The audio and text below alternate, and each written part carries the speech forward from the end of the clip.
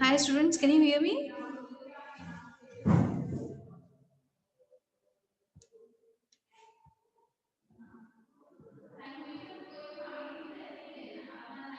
Good afternoon, ma'am. Yeah, hi, good afternoon.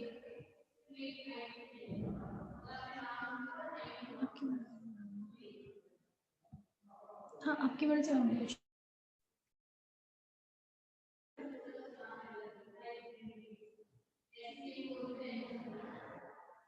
Let's wait for 1 minute for others to join. I hope I'm audible and you can see my screen as well now. Yes, ma'am. Okay. थोड़ा wait करते हैं, अभी सिर्फ 2 ही students हैं. Let others come and then we will join.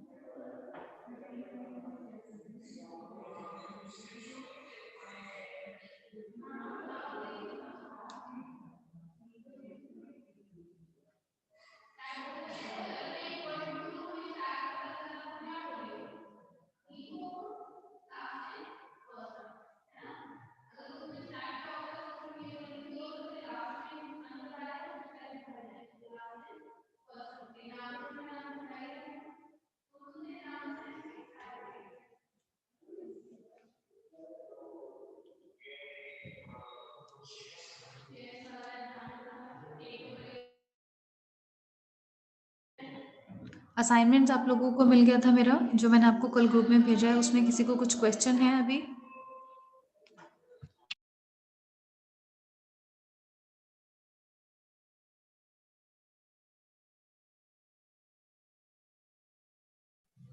Ma'am 4 जनवरी तक deposit करना ma'am वो? Yes गौरव, 4 तक करना है बेटा. Okay ma'am. मैम वो 2 मार्क्स के क्वेश्चंस करने हैं। नहीं नहीं बेटा, 2 मार्क्स के क्वेश्चन नहीं करने हैं. सबमिट अगर असाइनमेंट नहीं करोगे तो आपके इंटरनल्स के हर हर असाइनमेंट में मैं आपके मार्क्स डिडक्ट कर सकती हूँ. 2 मार्क्स, 3 मार्क्स पर असाइनमेंट जो आपने नहीं अगर मुझे सबमिट किया है तो. So you will have to take this assignment things also seriously. जो क्वेश्चंस मैंने दिए हैं वो क्वेश्चंस आपके हिसाब से आपको लॉन्ग आंसर्स समझ के उनके क्वेश्चंस देने हैं, सब्जेक्टिव. जैसे शीट्स होती हैं, मे बी वाइट शीट्स या जो भी असाइनमेंट शीट्स होती हैं, उन शीट्स में आपको ये असाइनमेंट्स हैंड रिटन बनाने, अपने हाथ से लिख के खुद कंटेंट को आपको बनाना है. और कितना बेटर आप बना सकते हैं कंटेंट को या अपने असाइनमेंट को अदरवाइज भी, so that it looks good and you can secure good better marks in that. वो अकॉर्डिंगली इंटरनल्स में आपके ऐड होते हैं. असेसमेंट्स हो गया या ये वाला जो हम एमसीक्यू असेसमेंट्स करते हैं, एमसीक्यूज टेस्ट, उनके मार्क्स, या फिर ये असाइनमेंट्स के मार्क्स, ये सब मिलके टोटल, और अटेंडेंस देते हैं, इन सबका टोटल इसके बेसिस पर ही आपका इंटरनल लगता है सब्जेक्ट का. हर सब्जेक्ट का इसी तरह से होगा. तो you have to take everything seriously, your attendance also and your MCQs results also, वो सबका ऐड होके आपको इंटरनल्स एंड में इस सब्जेक्ट में मिलेगा. तो जनरली अभी तो कोविड सिचुएशन है, तो क्वेश्चन पेपर सब्जेक्टिव नहीं भी हो रहे हैं बहुत यूनिवर्सिटी के अकॉर्डिंग. बट अगर आपके टाइम तक सिचुएशन, जब हमारे एग्जाम्स होंगे यूनिवर्सिटी के, तो उस टाइम तक हो सकता है कि अगर सब्जेक्टिव क्वेश्चंस होते हैं तो आपको उसके हिसाब से भी प्रिपरेशन रखनी है. तो असाइनमेंट आप ये समझ के चलिए कि एक क्वेश्चन में आप कम से कम 2-3 शीट्स जो हैं, दोनों साइड की 2-3 शीट्स को फिल कर पाएं, यानी कि 5 to 6 पेजेस एटलीस्ट आप कर पाएं दोनों साइड को मिलाकर. उतना आपको करना है. तो जितने क्वेश्चंस हैं इनटू कर लीजिए. उतनी शीट्स का असाइनमेंट अगर आप करेंगे तो अच्छा रहेगा.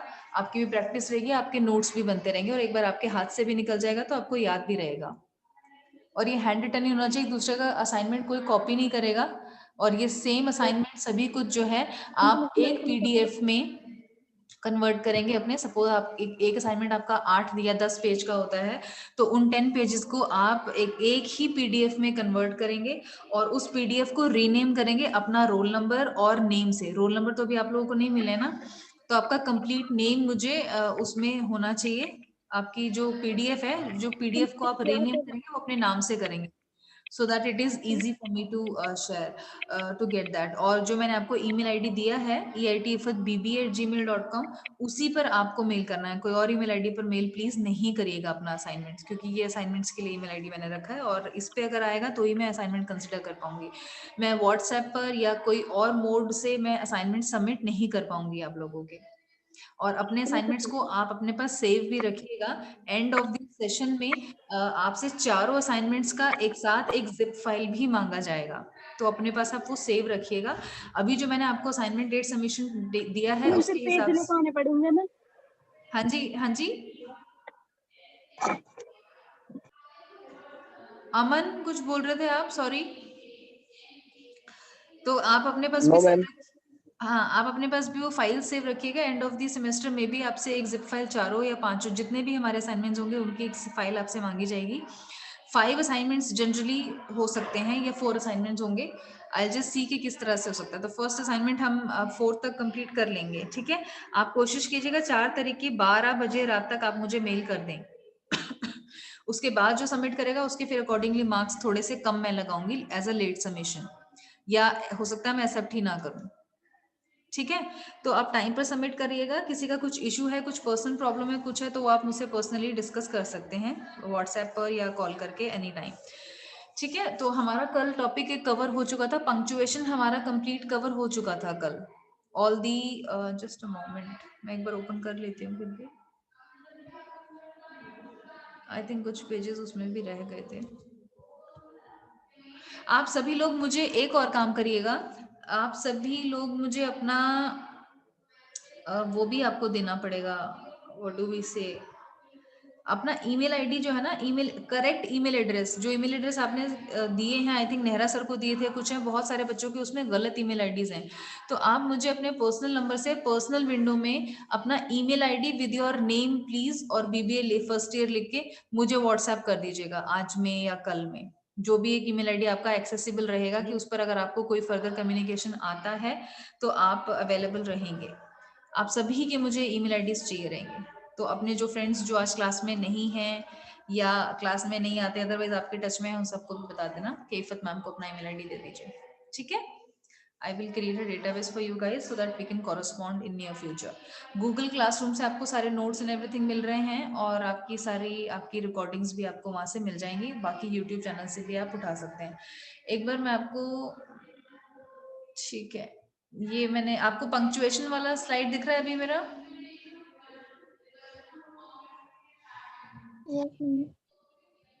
पंक्चुएशन वाला स्लाइड दिख रहा है आपको?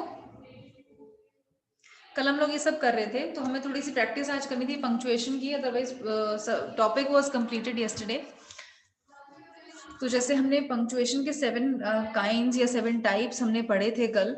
One was period was like full stop या डॉट जो हम लगाते हैं किसी भी सेंटेंस के एंड में, कॉमा हम लगाते हैं in the middle of any sentence when we are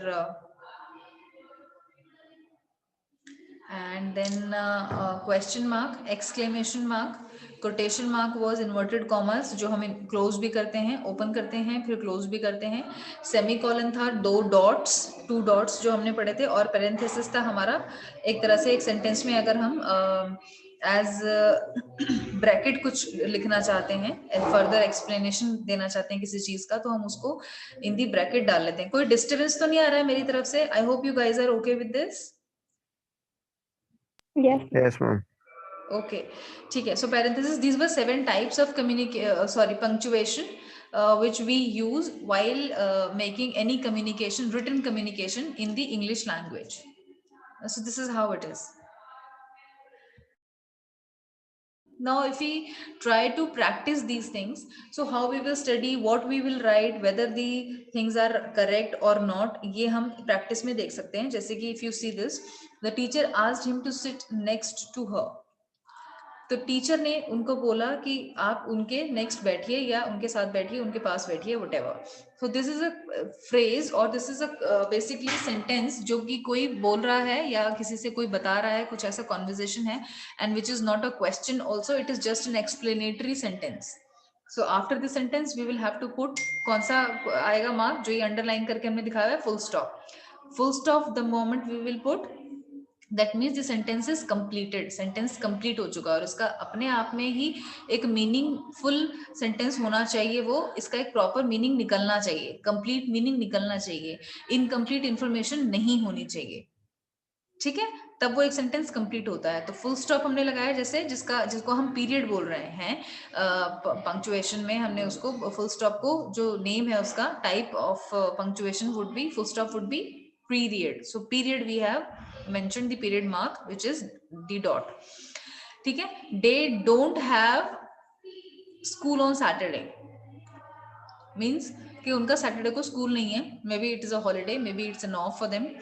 so don't में जो ये हमने अपोस्ट्रोफी लगाया ये थोड़ा सा ऑपोजिट लग गया है, but it will be a comma, kind of a comma which will be between N and T, क्योंकि हमने नॉट में से ओ हटाया है और जो वर्ड हम हटाते हैं उस वर्ड की जगह पे हम अपोस्ट्रोफी लगाते हैं। सो डोंट के एन और टी के बीच में हमने जो ये अपोस्ट्रोफी लगाया है ऊपर, विच विल बी अबव नॉट नीचे, नीचे जो लगेगा वो कॉमा होता है, ऊपर जो लगता है वो अपोस्ट्रोफी होता है। So they don't have school on Saturday, apostrophe का हमने एक एग्जांपल ले लिया। She was born on 30th April 30th comma 1990, यानी कि अप्रैल 30 को वो हुई है, कॉमा करके उसके आगे हुई है का मतलब शी वाज बोर्न पैदा हुई है या व्हाटएवर उसका बर्थ हुआ है, कॉमा 1990 किस ईयर में। तो एक होता है कि मतलब आपने डेट बता दिया, डेट के आगे फर्दर एक्सप्लेनेशन अगर हम दे रहे हैं ईयर का तो भी हम कॉमा लगा के देते हैं। जैसे कि हम अगर कोई जगह का नाम लिख रहे हैं, दिल्ली हमने जैसे लिखा था या न्यू दिल्ली हम लिख रहे हैं, तो कॉमा वो जगह कहाँ पे है, इंडिया में है या कहाँ पे है, तो हम उसके आगे उसका फर्दर एक और चीज डाल देते हैं। मे बी अगर कोई स्टेट है तो उसकी कंट्री डाल दी, ठीक है, या कोई सिटी है तो उसका स्टेट डाल दिया, जैसे कि फरीदाबाद कॉमा हरियाणा करके कॉमा इंडिया, इस तरह से करके लिखते हैं। तो कोई एक डेट भी अगर हम लिख रहे हैं तो डेट में भी हम कॉमा का यूज करते हैं। तो इस थर्ड सेंटेंस में इसमें कॉमा का यूज हो रहा है। Dear Mrs White, dear Mrs White ये तब हमने कहा था जब हम कोई बिजनेस लेटर यूज कर रहे हैं। सेमी कॉलन किसी भी पर्सन के नाम के आगे तभी आएगा जब हम कोई बिजनेस लेटर लिख रहे हैं। बिजनेस लेटर में हमने डियर मिसेस वाइट एड्रेस करा या dear Mrs if whatever इफत ABC X Y Z Mr X Y Z Mr whatever the person name is, dear के आगे हमने उसका टाइटल लगा के Mr Miss Mrs whatever और नाम डाल के अगर हम सेमी कॉलन कर रहे हैं का मतलब we are addressing to that person and हम उसको बिजनेस लेटर में कोई एक इन्फॉर्मेशन या मैसेज पास करने वाले हैं फर्दर, ठीक है। सेमी कॉलन का यूज हो गया ये फोर्थ एग्जाम्पल में, फोर्थ उसमें। इन्वर्टेड कॉमा का, नाउ इन्वर्टेड कॉमा को हमने क्या बोला था, इन्वर्टेड कॉमा का क्या नेम है फर्दर, कोटेशन मार्क पंक्चुएशन में। सो कोटेशन मार्क में हम वो सेंटेंस लिखते हैं जो कि हमें हाईलाइट करने की जरूरत है। I don't feel well today, I don't feel well today comma Adam ने कहा, ये एडम सेड, तो कॉमा के बाद हमने एडम सेड लिखा उसकी सपोर्टिंग में कि भैया एडम ने ये बात कही है, और बात क्या कही है उसको हमने रखा एक तरह से इन मार्क्स में, इन्वर्टेड कॉमास मार्क्स में, which we want to actually highlight और शो कि these are important.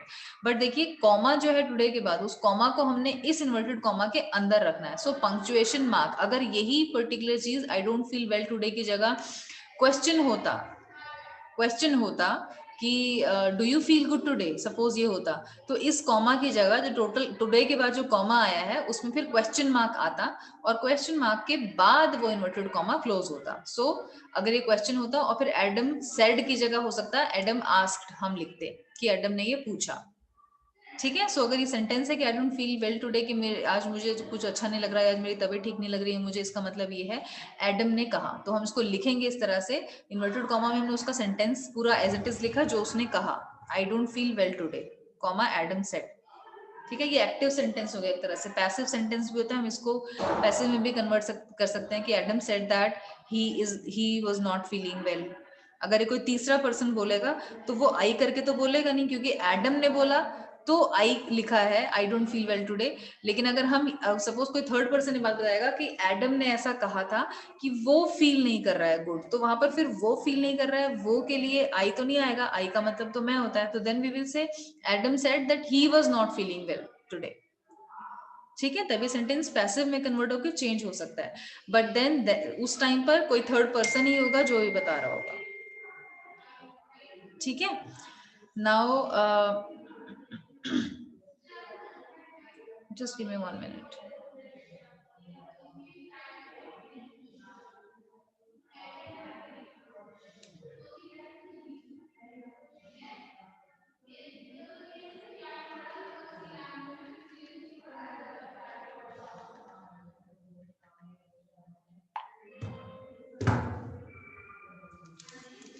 I pulled my own tooth out. मैंने अपना दांत खुद ही बाहर निकाल लिया. एंड एक्सक्लेमेशन का मार्क आ गया. ठीक है. अगर तो जो पर्सन ये बात बोल रहा है, इफ ही वांट्स और if he chooses to put an exclamation mark, कि वो एक्साइटमेंट में बात बता रहा है कुछ है, तो हम एक्सक्लेमेशन मार्क लगाएंगे. अदरवाइज इसको हम फुल स्टॉप भी लगा के एक सेंटेंस भी एज एन, जैसे कि एक नॉर्मल एक सेंटेंस किसी ने बोला तो हमने पीरियड का साइन लगा दिया, फुल स्टॉप लगा दिया, डॉट लगा दिया और सेंटेंस को कंप्लीट कर दिया. एक्सक्लेमेशन का साइन हम कभी भी तब लगाते हैं जो भी स्टेटमेंट है हम उसको बात कर रहे हैं अगर इस तरह से कि हम उसको हाईलाइट करना चाह रहे हैं. क्लियर है? Now he has 2 notebooks, comma 3 books, comma 4 pencil, comma 1 box of crayons, comma whatever, उसके बाद बहुत सारी चीजें हैं, and 1 eraser in his desk. ठीक है. I will come back to you guys on this whether and से पहले हमें कॉमा लगाना चाहिए या नहीं लगाना चाहिए. Generally both are correct. अगर आप एंड के पहले कॉमा नहीं लगाएंगे then also it is correct, because and के बाद जो लिस्ट में आ रहा है उससे पहले हमने जो पंक्चुएशन लगा दिया वो obviously and is not a punctuation, but and से पहले कॉमा पंक्चुएशन साइन में नहीं आना चाहिए. सो अगर हम कहीं पर ये दिखा भी रहे हैं क्योंकि एक लिस्ट ऑफ आइटम्स हम कंसेक्यूटिवली डाल रहे हैं एक सेंटेंस में, so both the things should be correct. Comma लगाना और कॉमा ना लगाना एंड के आगे दोनों चीजें ही करेक्ट हैं, बट जनरली एंड से पहले कॉमा नहीं आता है. ठीक है. दे हेल्प्ड कलर केटीज प्रोजेक्ट, यानी कि केटी के प्रोजेक्ट में कुछ कलर करना था तो किसी ने उनकी हेल्प की. दे हेल्प, उन्होंने हेल्प की केटीज के प्रोजेक्ट को कलर करने में. तो अपोस्ट्रोफी यहाँ पे भी है. अपोस्ट्रोफी का एक एग्जांपल हम पहले भी देख चुके हैं, जो बिजनेस लेटर में हम नाम के आगे, सॉरी वो तो सेमीकोलन था, हम अपोस्ट्रोफी का एक और एग्जाम्पल ऊपर देख चुके हैं जिसमें हमने डोंट में डू नॉट को हटा के डोंट यूज करा. अपोस्ट्रोफी वहां पे भी लगेगा. और एक अपोस्ट्रोफी लगेगा कि हम अगर किसी के नाम के आगे अगर अपोस्ट्रोफी लगा के एस डाल रहे हैं का मतलब उसका का के की हो जाता है. एक और रूल है अपोस्ट्रोफी का कि अगर हम सपोज कोई प्लूरल वर्ड है, जैसे केटी की जगह पे हम कोई एक वर्ड लिखें जो कि प्लूरल वर्ड है, ऑलरेडी प्लूरल वर्ड है. प्लूरल का मतलब कि एक से ज्यादा है, जैसे कि जस्ट मोमेंट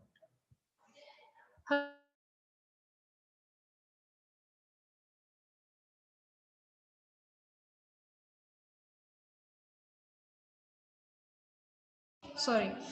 सो जैसे कि अगर हम प्लोरल किसी वर्ड के आगे अपोस्ट्रोफी और एस लगाना चाहते हैं तो आप समझिए कि प्लोरल वर्ड के आगे तो ऑलरेडी एस लगा होता है. जैसे कैट है तो कैट का कैट्स हो जाएगा, डॉग है तो डॉग का डॉग्स हो जाएगा प्लोरल. तो प्लोरल वर्ड में अगर हमें अपोस्ट्रोफी लगा के एस लगाना हो तो क्या हम लगाएंगे? जैसे कि हमें डॉग्स का बोलना है फॉर एग्जाम्पल, या कैट्स का बोलना है, कैट्स और whatever something.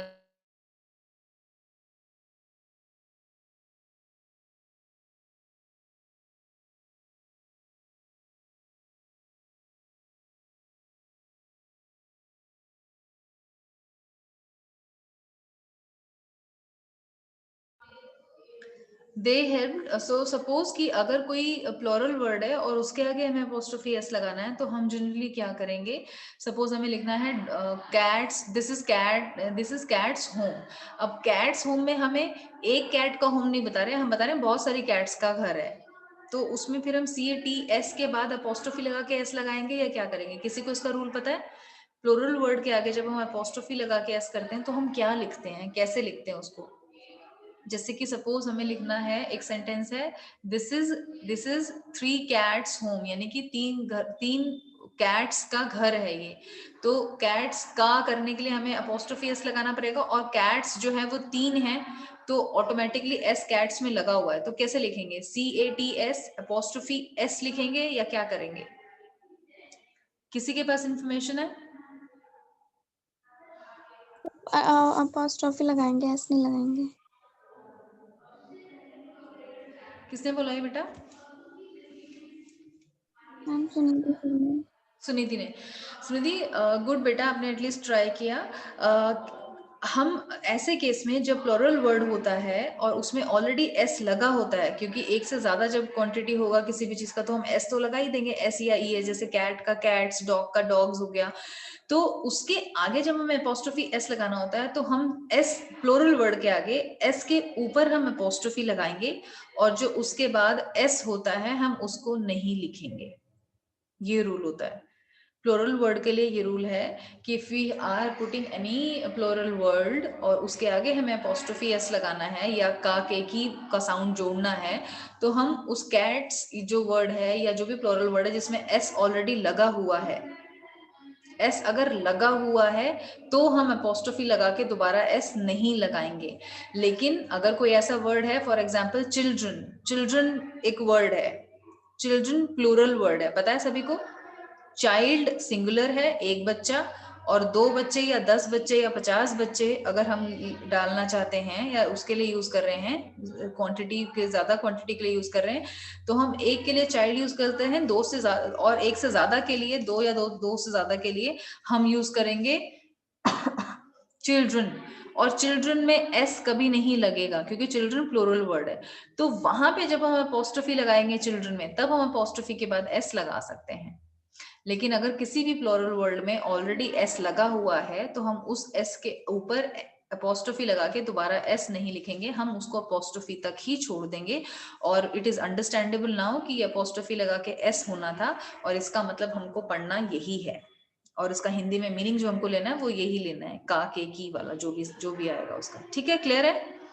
Now I ate 4 brownies today, ये सिंपल एक सेंटेंस है, कंप्लीट सेंटेंस है कि मैंने आज 4 ब्राउनीज खाई हैं। एंड इसके आगे क्वेश्चन मार्क नहीं होगा क्योंकि कोई क्वेश्चन नहीं पूछ रहा है, ये कोई एक स्टेटमेंट है नॉर्मली जो किसी ने बोला, तो उसके आगे हमने पीरियड का साइन लगा दिया which is a dot.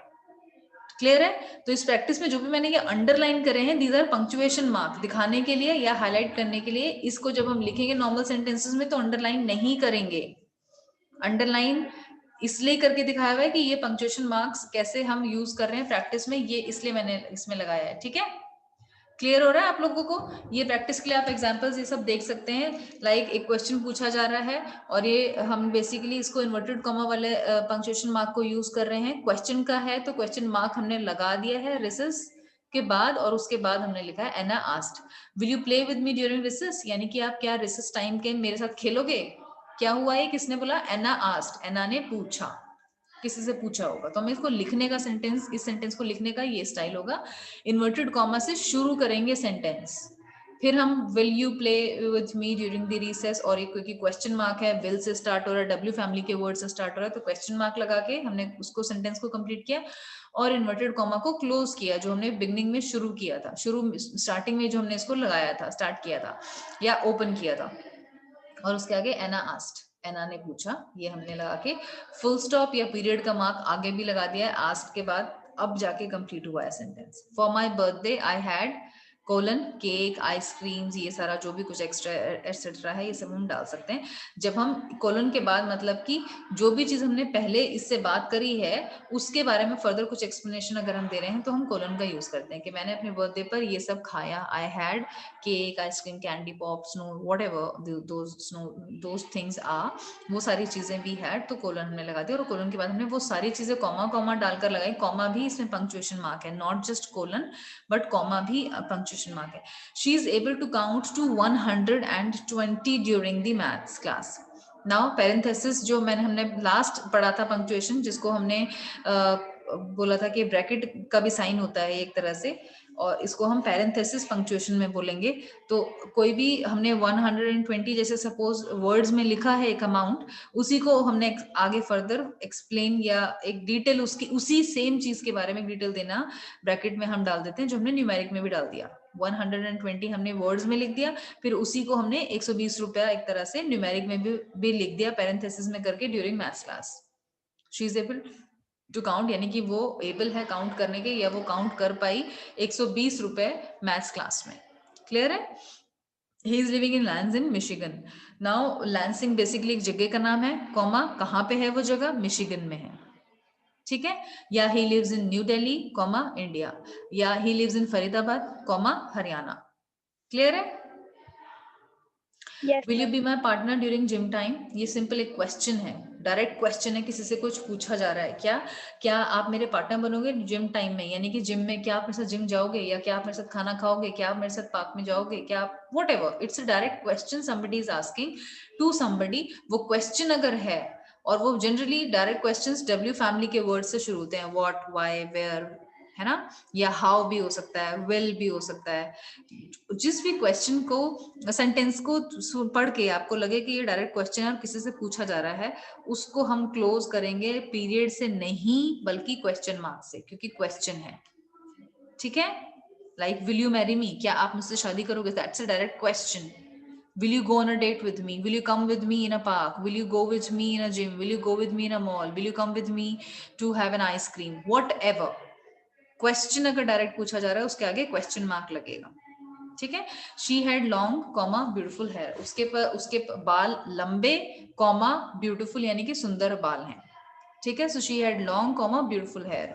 Hair होगा, जिस पर्सन ने मुझे कल बताया था, किसी भी स्टूडेंट ने कि उसने कहीं शैम्पू की बोतल पे हेयर्स देखा था।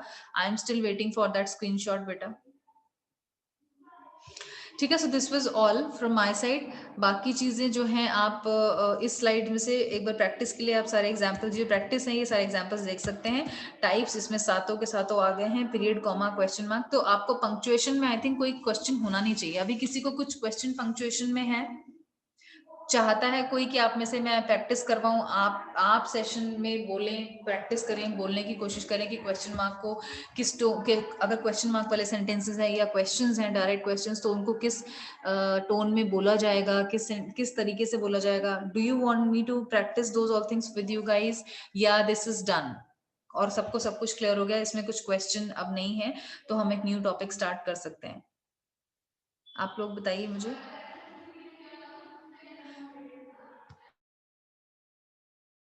No ma'am. क्लियर है, ठीक है। सो अब सेंटेंस एरर वाला आ गया स्लाइड, आप लोगों को दिख रहा है, sentence common sentence errors. Yes ma'am. ठीक है, सो कॉमन सेंटेंस एरर अब आपका नया न्यू टॉपिक है। Punctuation topic is completely done and ended from my side. If you think you guys have anything else या और कोई क्वेश्चन है या आपको लगता है और प्रैक्टिस करने की जरूरत है कुछ है, प्लीज लेट मी नो।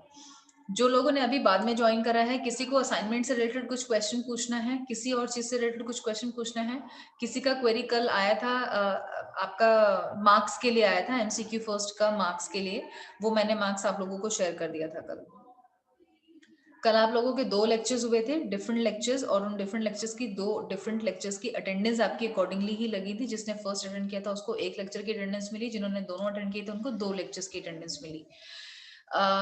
बाकी the next topic in your first unit would be sentence errors, यानी कि हम कितने तरह के ऐसे एरर्स हैं, या कौन कौन से एरर का मतलब होता है गलती, फॉल्ट करना, डिफॉल्ट करना सेंटेंस में लिखते वक्त या बोलते वक्त, जो हम कॉमन एरर्स करते हैं और हमें जनरली नहीं पता होता, और जब हम ये एरर्स पढ़ लेंगे तो शायद हम इसके बाद कम एरर्स करना शुरू कर देंगे।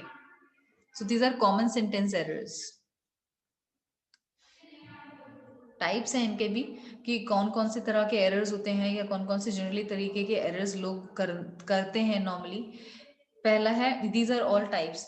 पहला है पैरेललिज्म एरर्स। पैरेललिज्म एरर्स होते हैं कि एक सेंटेंस में, मैं आपको 1 बाय 1 करके बताऊंगी डिटेल में। Run on sentences, run on sentences एक ये एरर है। एक है sentence fragments, sentence fragments, misplaced and dangling modifiers. Dangling modifiers यानी कि हम मॉडिफाई कर देते हैं किसी भी चीज को, और क्लियर जिस तरह से वो होना चाहिए, we do not do it and we should not be doing it also. तो अब हम एक एक करके पढ़ेंगे। पहला है हमारा error parallelism. Parallelism means that words, phrases and clauses used in pair or groups। जो ये वर्ड है ग्रुप, इसको आप कैसे पढ़ते हैं? कुछ लोग ग्रुप पढ़ते हैं, group. It is not group, it is group. इसका जो प्रोनाउंसिएशन है, इस वर्ड का जो प्रोनाउंसिएशन है, दैट इज ग्रुप। एस लगा है तो ग्रुप्स, ग्रुप नहीं पढ़ेंगे, वो गलत हो जाता है। Group is a wrong pronunciation of this word. तो जो प्रोनाउंसिएशन मैं जिस वर्ड की जैसे करती हूँ, you try कॉपिंग that, because that is the correct pronunciation. आप अपनी लाइफ में नॉर्मली भी, इन जनरल लाइफ में भी हम ये वर्ड बहुत यूज करते हैं ग्रुप, तो हम इसको ग्रुप ही बोलते हैं कि हम एक ग्रुप बना लेते हैं, हम ऐसा करेंगे, हम ग्रुप में ये करेंगे, हम ग्रुप में वो करेंगे, बट हम ग्रुप में नहीं करते, हम ग्रुप में करते हैं। So parallelism means that words, phrases and clauses used in pairs or groups must all have the same form। यानी कि हम कोई भी एक सेंटेंस है या बहुत सारे वर्ड्स का एक सेंटेंस हमने बनाया या कोई एक फ्रेज है जिसको हम यूज कर रहे हैं, वर्ड्स को यूज करके एक सेंटेंस को फ्रेम कर रहे हैं या एक सेंटेंस को बना रहे हैं या एक कोई फ्रेज को बना रहे हैं किसी भी चीज को, तो उसमें हमें ये ध्यान रखना है कि हम कोई भी फॉर्म ऑफ वर्ब यूज कर रहे हैं या जो टेंस हमने यूज किया है वो टेंस चेंज नहीं हो। अगर दो चीजें हमने एक सेंटेंस में बोली हैं तो वो दोनों चीजें सेम सेंटेंस सेम फॉर्म में हो। प्रेजेंट फॉर्म तो प्रेजेंट, पास्ट तो पास्ट, फ्यूचर तो फ्यूचर। ठीक है, यानी कि अगर हमने किसी एक सेंटेंस के आधे पार्ट में, फर्स्ट पार्ट में अगर हमने third form of verb use करा है तो आगे भी हम third form of verb he use करें। ये बहुत ज्यादा कॉमन एरर है जो जनरली हर एक इंसान करता है, ऑलमोस्ट हर एक इंसान करता है, एटलीस्ट हमारे इंडिया में, बिकॉज उनको पैरेललिज्म एरर के बारे में नहीं पता। पैरेललिज्म बेसिकली का मतलब यही है कि हम जो भी वर्ड्स फ्रेजेस कोई भी सेंटेंस में यूज कर रहे हैं तो हम सेम फॉर्म में यूज करें। सेम फॉर्म का मतलब है फॉर्म ऑफ वर्ब या फॉर्म ऑफ टेंस, जो भी है सेम टेंस में या सेम फॉर्म ऑफ वर्ब में एटलीस्ट हम उसको यूज करें।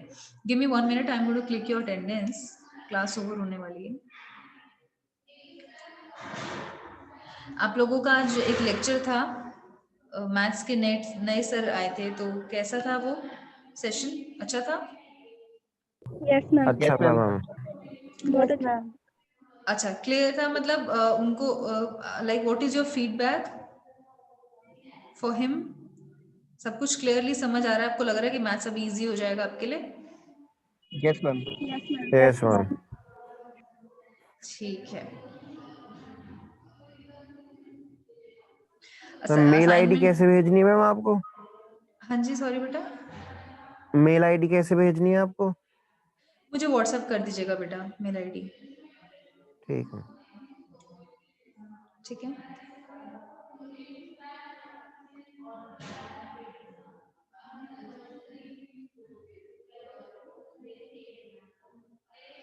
okay, so parallelism is one error.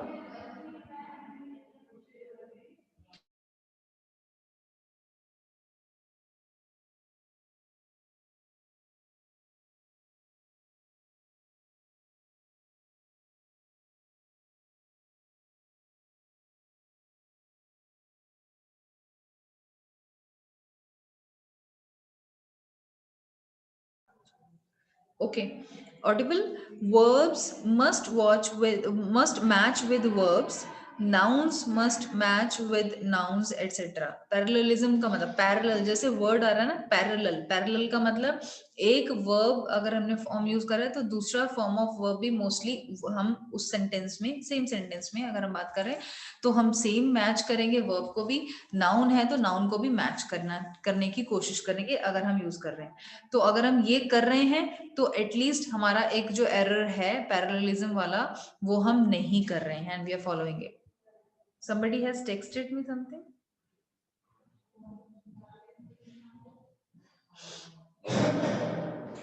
Okay, Sandeep.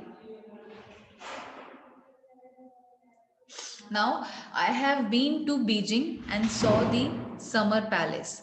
अब देखिए पहला जो सेंटेंस है, पहला सेंटेंस है, इसमें हमने बोला एक जो फर्स्ट बेसिकली कह लीजिए पार्ट है जो सेंटेंस का, I have been to Beijing. I have been third form हो गया, हैव बीन, ये एक टेंस है। I have been to Beijing, वो बोल रहा है मैं बीजिंग जाके आ चुका हूँ। I have been to Beijing यानी कि मैं बीजिंग जाके आ चुका हूँ। And saw the summer palace, saw the summer palace. तो हैव बीन, जब हमने आई के साथ हैव बीन यूज करा है तो नेक्स्ट सेंटेंस में भी हम हैव बीन या हैज बीन जो भी लगेगा एटलीस्ट हम वो यूज करें, हम सॉ नहीं यूज करें, बिकॉज सॉ एक सेकंड फॉर्म हो गया। Have been is not a second form या सेम एटलीस्ट टेंस नहीं है, पास्ट टेंस हो गया, सिंपल पास्ट टेंस हो गया। जब हम बोलते हैं कि I saw the summer palace, मैंने समर पैलेस जाकर देखा, तो ये पास्ट टेंस हो गया। I have been to Beijing, ये पास्ट टेंस नहीं है, यहाँ पर हम बता रहे हैं कि काम हो चुका है ऑलरेडी, है ना। I have been to Beijing, तो ये रॉन्ग सेंटेंस हो गया। पैरेललिज्म का इसमें एरर हो गया, इसलिए फर्स्ट सेंटेंस जो है वो रॉन्ग हो गया। इस सेंटेंस को हम दो तरह से लिख सकते हैं। कैसे? या तो हम हैव बीन, जैसे हमने फर्स्ट में लगाया है आई हैव बीन, तो 100 की जगह भी हम हैव सीन कर दें, यानी कि हैव वाली ही फॉर्म में, जैसे हमने हैव के साथ बीन थर्ड फॉर्म होता है वो लगाया, तो 100 की जगह भी हम वर्ब को हटा के हैव के साथ 100 की जगह सीन कर दें। 100 is the second form. See, saw, seen, देखा, देखना, सी इज देखना, सॉ मतलब देखा, सीन मीन्स देख चुका। तो जब हम हैव बीन यूज कर रहे हैं तो एक तो चीज है कि या तो हम 100 को रिप्लेस करके हैव सीन कर दें, या फिर दूसरा ऑप्शन है कि अगर हमें 100 को 100 ही रखना है तो हम आई हैव बीन जो है उस हैव बीन को वेंट कर दें, सेकेंड फॉर्म यूज कर लें। ठीक है, जाना, हैव बीन का मतलब मैं गया था, तो वेंट कर दिया, went, go, went, gone, went is the second form. Clear है?